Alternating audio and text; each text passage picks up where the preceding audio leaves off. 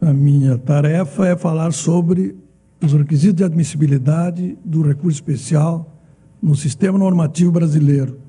Desde logo, gostaria de dizer que os sistemas de recurso extraordinário no Brasil, ou melhor, os recursos extraordinários no Brasil, de cujo gênero são espécies, o recurso extraordinário para o Supremo Tribunal Federal e o recurso extraordinário para o recurso especial para o Superior Tribunal de Justiça, esses recursos sofrem há muito tempo uma severa crise de identidade, até hoje não resolvida. Eu diria que essa crise de identidade se manifestava desde quando o Supremo Tribunal Federal, através do recurso extraordinário, julgava matéria de ofensa à Constituição e ofensa às leis federais. E essa crise de identidade foi acentuada com a Constituição de 1988, quando houve uma repartição desse recurso, criando-se ao lado do recurso extraordinário, e desde então se destina principalmente a examinar controvérsias a respeito da aplicação das normas constitucionais, se criou o recurso especial, stricto sensu, a ser julgado por uma outra corte, que é o Superior Tribunal de Justiça, encarregada fundamentalmente de julgar controvérsias que envolvam ofensa a normas federais infraconstitucionais. Eu falo em crise de identidade porque até hoje, e desde sempre, nunca ficou bem identificado no sistema brasileiro se esse é um recurso de cassação ou um recurso de revisão. E a prática tem mostrado que os dois tribunais encarregados de julgar esses recursos, ora os tratam como recursos de cassação, ora os tratam como recurso de revisão. O texto constitucional não auxilia muito na solução dessa natureza do recurso. Porque o texto constitucional, quando fala no recurso extraordinário para o Supremo, diz: compete ao Supremo Tribunal Federal julgar, mediante recurso extraordinário, as causas decididas. Então, mediante recurso extraordinário, ele julga as causas decididas. A mesma linguagem usa quando trata do recurso especial. Compete ao Superior Tribunal de Justiça julgar, em recurso especial, as causas decididas. De modo que fica, e sempre ficou, e até hoje não se resolveu adequadamente esse problema de saber se, afinal de contas, julga o recurso ou julga a causa.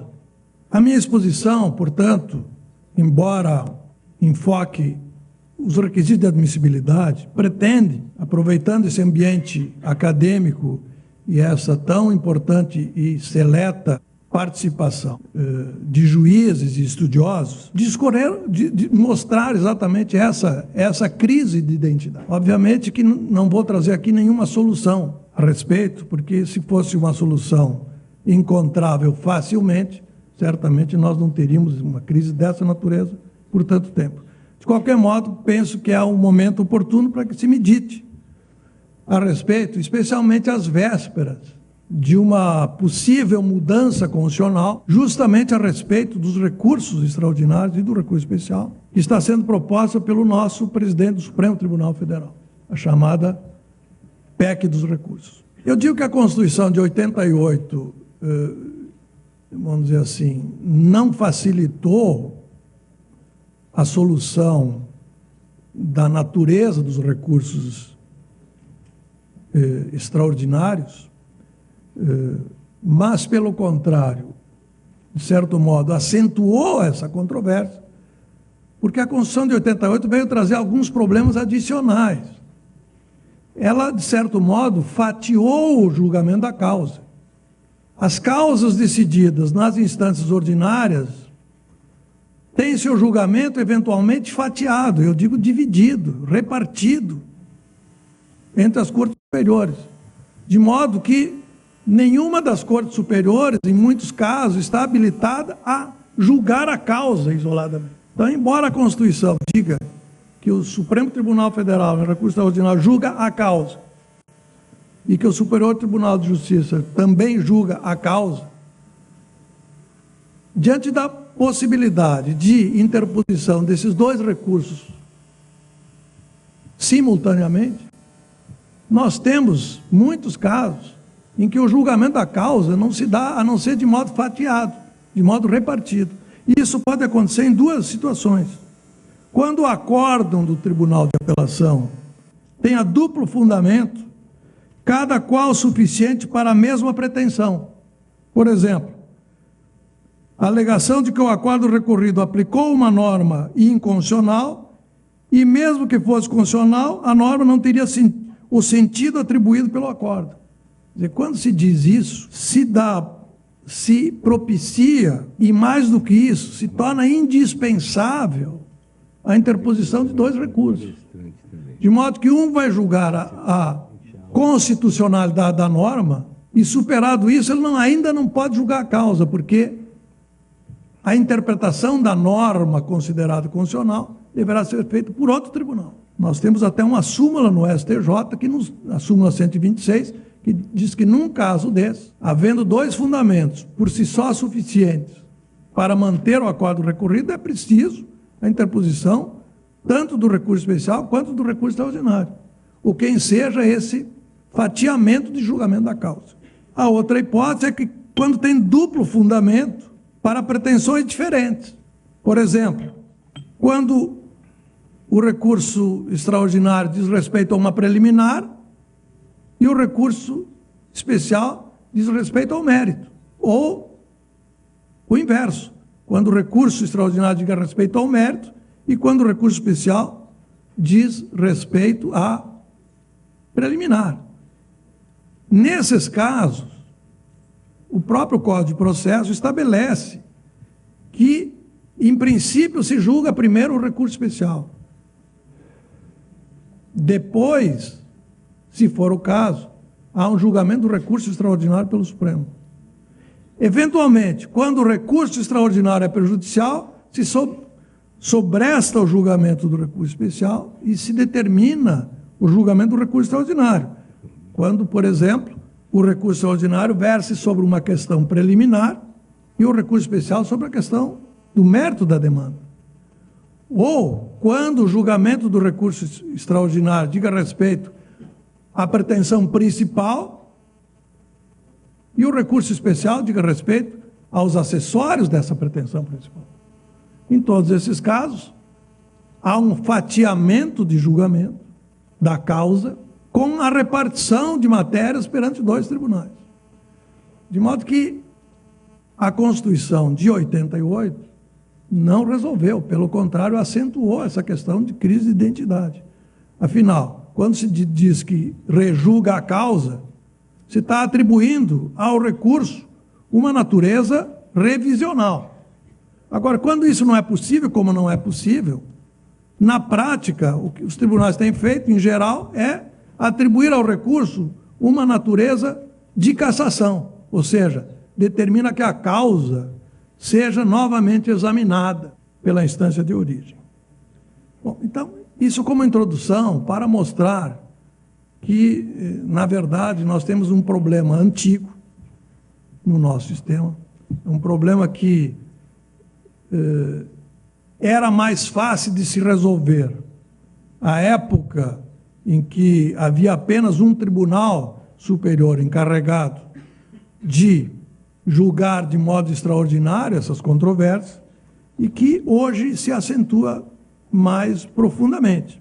Eu vou falar sobre a questão específica do recurso especial para o Superior Tribunal de Justiça, que, de certo modo, reproduz mesmas questões enfrentadas pelo Supremo Tribunal Federal na técnica e na admissibilidade desses recursos. Os dois são recursos ditos extraordinários, por quê? São recursos extraordinários porque eles se destinam fundamentalmente a tutelar o direito objetivo e não o direito subjetivo da parte propriamente dita. Primordialmente, o recurso extraordinário para o Supremo se destina a tutelar a Constituição e o recurso especial para o Superior Tribunal de Justiça se destina a tutelar o sistema normativo federal. Então, eles se tratam de recursos extraordinários, nesse sentido. Segundo lugar, eles se tratam de recursos de chamada motivação vinculada, ao contrário dos recursos ordinários, que têm motivação livre. Motivação vinculada porque, em recurso especial, só se pode alegar ofensa à Constituição Federal, fundamentalmente. E em recurso especial se pode alegar, fundamentalmente, ofensa à lei federal. Então, são recursos de fundamentação vinculada, nesse sentido. O recurso especial cabe contra causas decididas. Nós temos uma história no direito brasileiro que já sedimentada, que foi formada por uma jurisprudência, provavelmente numa época em que nunca se atentou muito para essa função uniformizadora dos recursos extraordinários. Nessa época, se sedimentou um entendimento que predomina até hoje, no sentido de que, por causas decididas, se entende não apenas as causas decididas de modo definitivo, mas também os incidentes dessas causas, que produzem decisões interlocutórias, de modo que as decisões interlocutórias ensejam a possibilidade de recurso especial ou extraordinário, embora, a rigor, isso configure uma interpretação ampliativa do que seja causas decididas. Está havendo não se considera causa decidida aquelas controvérsias que os tribunais resolvem e que têm uma natureza administrativa. Por exemplo, o processamento de precatórios. Tanto o Supremo Tribunal Federal quanto o Superior Tribunal de Justiça têm até súmulas a respeito que dão a entender, são as súmulas 733 do Supremo e a 311 do Superior Tribunal de Justiça, que deixam claro que no processamento de precatório as decisões têm natureza administrativa e não jurisdicional, de modo que não se consideram causas para esse efeito. Mesma coisa, as decisões dos tribunais estaduais sobre pedidos de intervenção estadual em município, são muito comuns. Também nesses casos se considera, e tem a súmula do Supremo 637, que se trata de processo de natureza administrativa e não jurisdicional. Então, o ataque a essas causas, a essas decisões, poderia ser feito, como às vezes e comumente acontece, através de mandado de segurança para o próprio tribunal, com recurso, se for o caso, recurso ordinário ou recurso extraordinário, conforme é o caso, para as instâncias superiores, no caso quando do julgamento desses mandados de segurança. Causas decididas pelos tribunais regionais federais ou pelos tribunais de justiça dos estados.